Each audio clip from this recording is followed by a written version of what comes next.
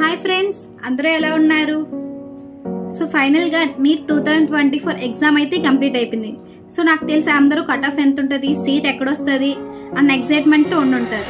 So ఈ వీడియోలో మనం 2024 కట్ ఆఫ్ ఎంత ఉండబోతుంది అని డిస్కస్ చేద్దాం. So first of all paper difficulty level వచ్చేసరికి సో ఈ ఇయర్ ఈజీ టు మోడరేట్ అని చెప్పొచ్చు. ఫిజిక్స్ మోడరేట్ టు డిఫికల్ట్ లెవెల్లో ఉంది.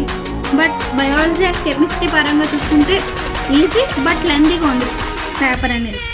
ఈ ఇయర్ నీట్ స్టూడెంట్స్ అనేవారు ఏపీలో 72,000 మంది ఉన్నారు. సో నీట్కి అప్లై చేసుకున్న వాళ్ళు 72,000.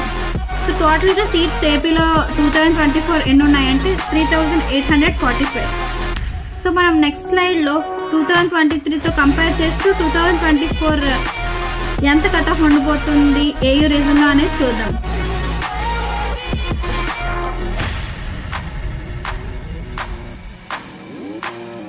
So thank you one and all. Thank you for watching. Have a nice day.